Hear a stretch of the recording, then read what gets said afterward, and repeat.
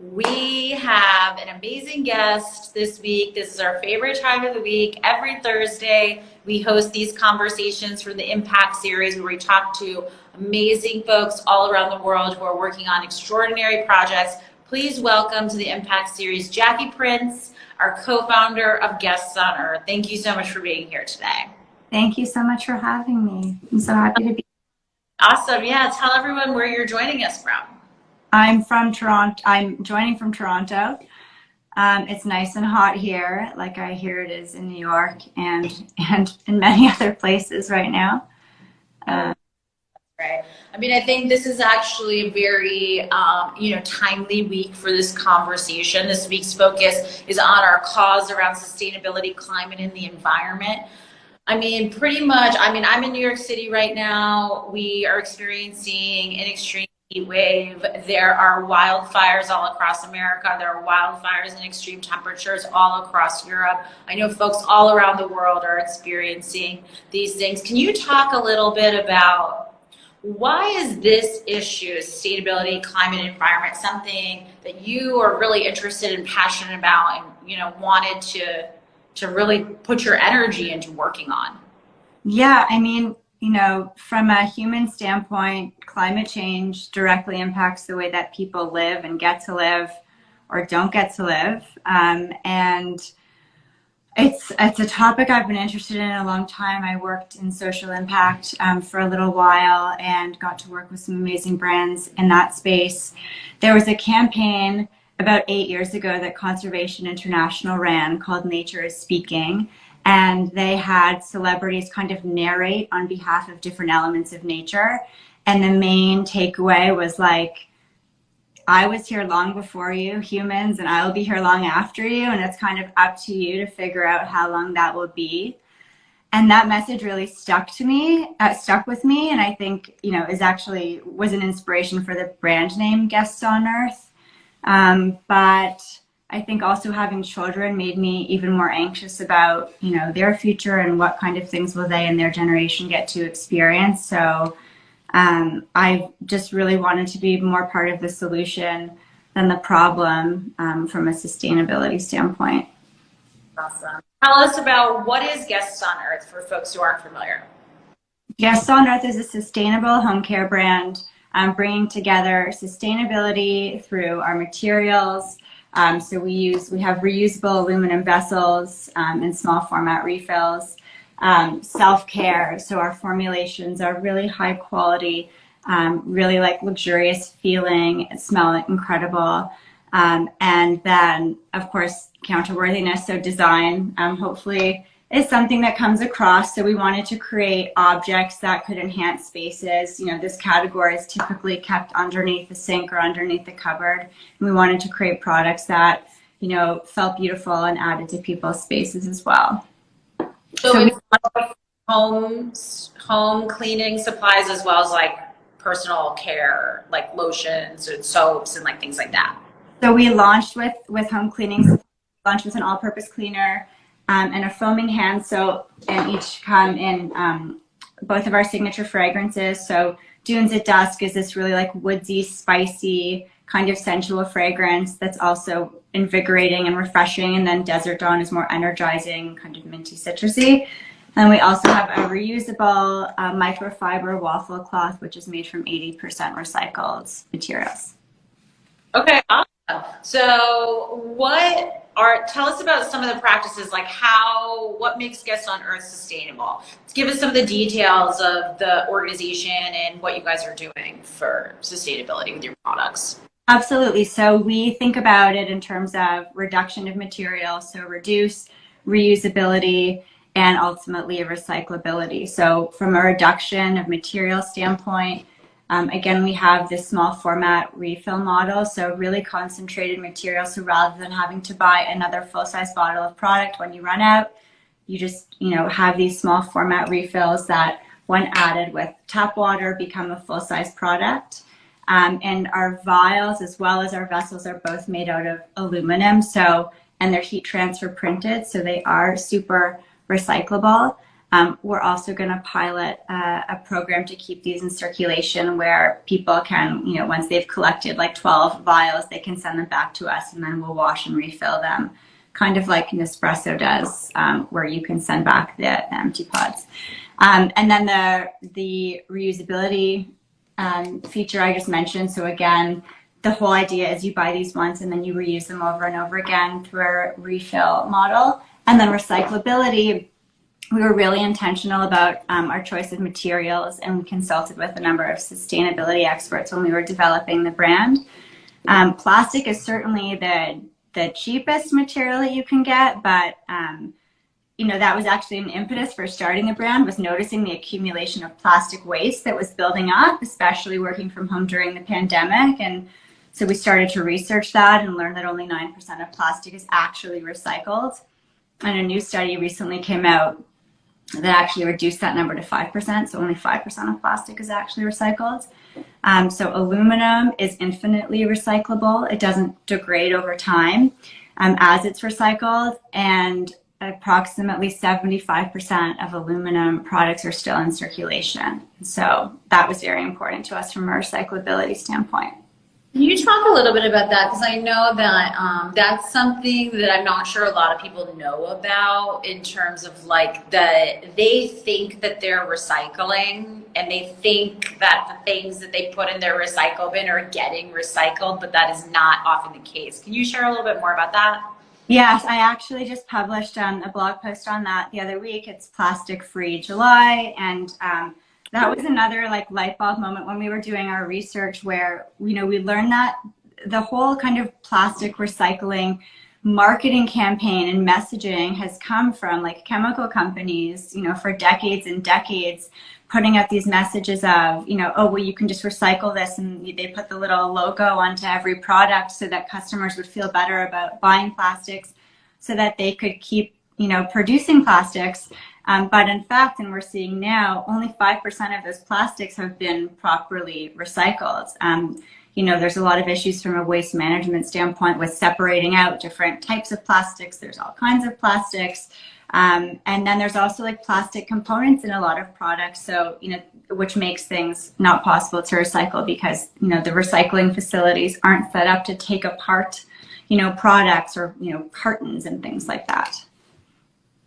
Yeah, and also, the deflection away from corporate responsibility when it comes to this, to really put the onus on individual consumers, like it's my responsibility or your personal responsibility to repair the damage of hundreds of years of industry. So thanks for sharing a little bit more of that, because I think that's something that not everyone really knows that much about. Yeah. You mentioned a little bit about the name of the company, Guests on Earth. Tell us the whole story about that. Yeah, so again, that Conservation International campaign has kind of, this ran almost 10 years ago now, and it always kind of remained in my headspace. And so when, I've worked in, a lot of my career has been in, branding and marketing. So I've worked on naming things multiple times before, and it's really hard. In this instance, Guests on Earth was actually the first thing that came to me. And it's, my partner and I, we're brainstorming lots of names, and we kind of sent different names out to people and just kept coming back to Guests on Earth. I think it's, one just speaks to, again, like the ethos behind the brand, and, we just live here. So what does that mean, and how can we be better guests on Earth? And it also speaks to, ultimately a community. I know a lot of brands say community. We're hoping to kind of over time connect with and build, a group of people who want to be good guests on Earth and, think more mindfully about the types of products and companies that they support and what materials they're bringing into their homes and what, types of things they're putting back out into the environment. So, as we all are, as you say, guests here on Earth, what are some things that people can do? I know people are want to be active, they want to be practicing sustainability every day in their life. So what are some things that you recommend in terms of how folks on an individual level can practice sustainability? It's such a good question, and it's one that I've been kind of trying to practice more and more coming into this space. For me, I think it's really been thinking more carefully about the products that I buy and the brands that I support. So what material is this product? Is it single use or is it multi-use? Is it reusable?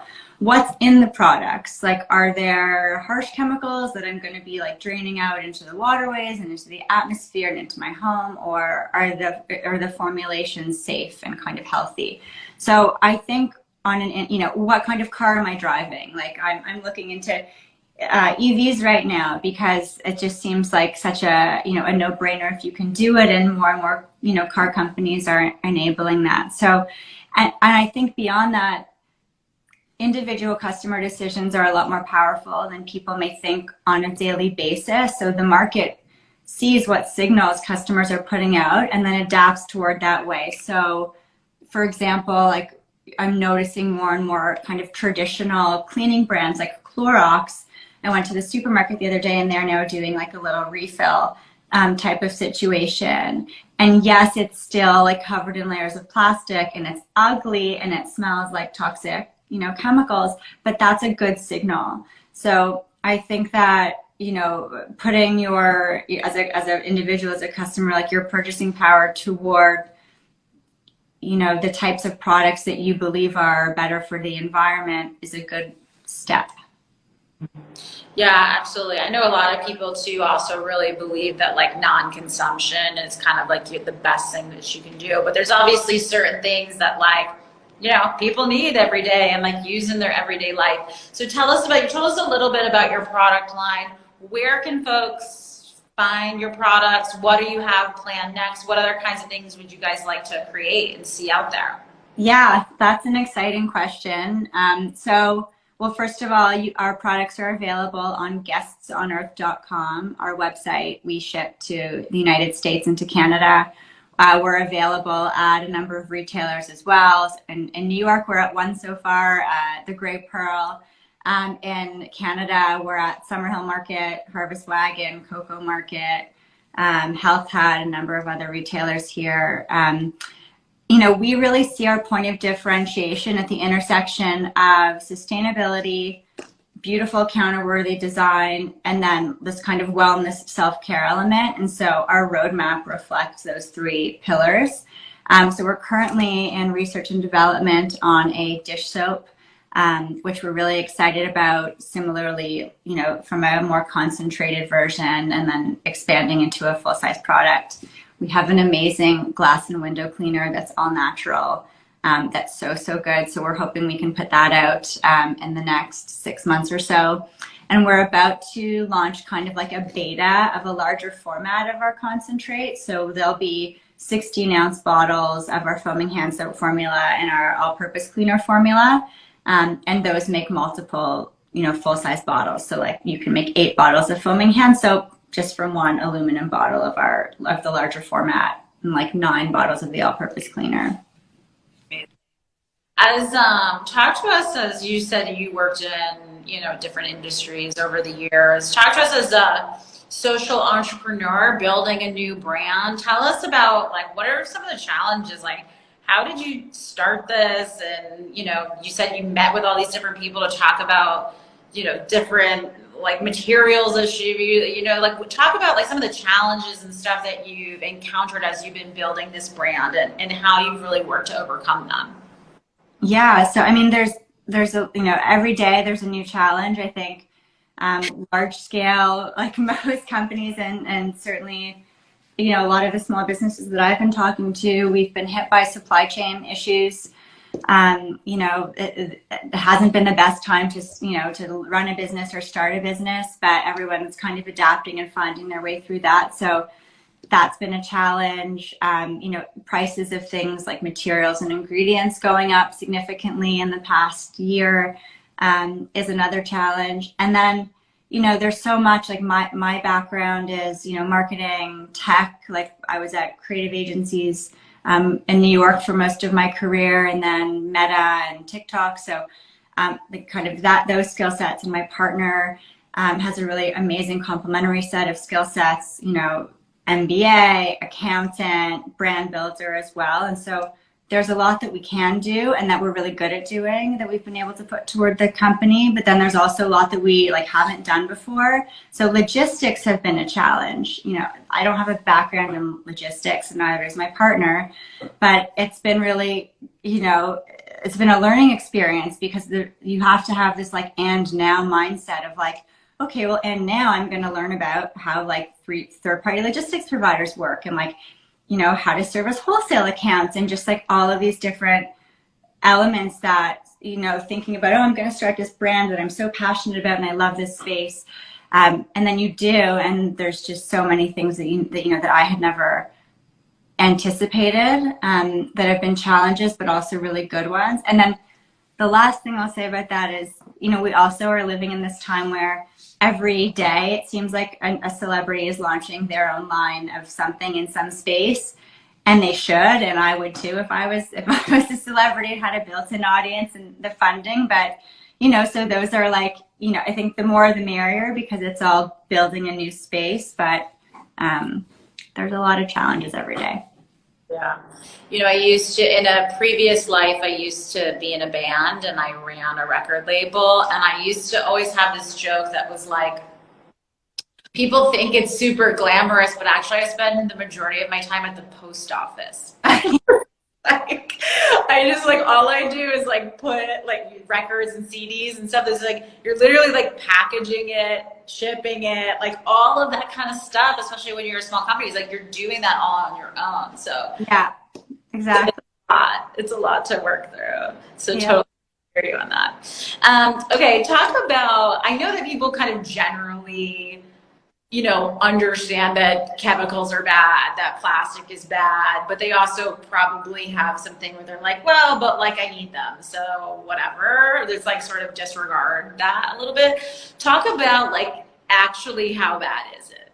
What are some of the impacts on our health, on our environment from the day-to-day usage of these kind of products? Yeah, so from a plastic standpoint, certainly, like I mentioned before, if you go to the supermarket or just kind of take stock of what's in your home and what types of products you use, the vast majority are plastic, right? And we know that only 5% of plastic is being properly recycled. So what happens to the rest of that plastic? It ends up in landfill. I think about 10% is incinerated. And the rest just becomes trash and permeates in the environment and ends up in the ocean and in our food. There's that stat, I think by 2050, there's expected to be more plastic in the oceans than marine life. I hope I'm not misquoting that stat, but it's something as horrific as that. So just, there's that element. And then from an ingredient standpoint, toxic chemicals that are often found in traditional cleaning products, and, a lot of products actually, hair products and some personal care products are VOCs, so volatile organic compounds, ammonia, sulfates, parabens, phthalates, and ultimately a lot of those chemicals can irritate human. You're spraying these things on your surfaces in your home, and there's a reason you have to wear gloves when you're using bleach. So a lot of these products actually can cause rashes and irritations and allergies and dizziness and fatigue and so on. So those are some of the negative elements of using plastics and more toxic chemicals day to day. Yeah, scary. It is scary.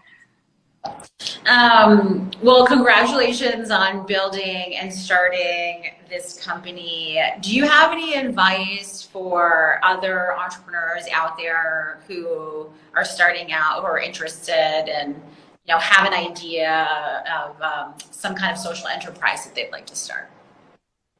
Yeah, I think, you mentioned before, kind of sustainability consultants and talking to different people. I think a lot of it is sending the message, sending the email, pick up the phone, keep doing it until, someone gets back to you. So I have found that the female founder community and founders in general have been so supportive and generous with their time. And so I've been introduced to, like, every time I speak to, one founder, they introduce me to another founder, or they'll let me know about, like, this supplier, or, this, this event or things like that. And so I guess my advice would be to try and connect with other founders who are in similar spaces to you, but also different spaces. And not just once, like, when you do have a connection with someone, creating those relationships where, you can just support one another and be mutually helpful is great. And also it's just persistence. Like I called about 50 different, manufacturers and chemists once I knew what I wanted, and I was trying to find someone who could make what I wanted. And, 95% of them didn't really care to talk to me, because at that point I didn't have a business and I was just this, this person. And so I think it's like what anyone would tell you about a lot of different spaces, just kind of be persistent, and keep picking up the phone. Just keep writing. You only need one yes, right? Right. Do you have anything that you kind of identify as a major key to the success of what you guys have been building at Guests on Earth? So, we've only been around for 4 months, so we have been successful in those 4 months, but I don't want to, kind of, overstate and pretend we've been around for 10 years. But so far, I would say, one key to our success has been offering a product that people are ready for, but in a way that isn't really being done before by, the rest of our marketplace. So again, like the intersection of, yes, it's sustainable, but it's also beautiful, and it also makes you feel really good, and it smells really good. So I think that is one key. And then also, my partner and I both have really great complementary skill sets, and kind of leaning into those and feeling that out, but also being really open to learning, the things that we don't know, and asking questions. And it's okay, if we're wrong, like, how can we, improve on this, or how can we, make sure that we're doing the best that we can every day. Yeah, that's awesome. All right, tell us one more time, where do people find your products and find out more, and can follow you and all of that stuff? Yes, so at Guests on Earth, on Instagram and TikTok. Our website is www.guestsonearth.com.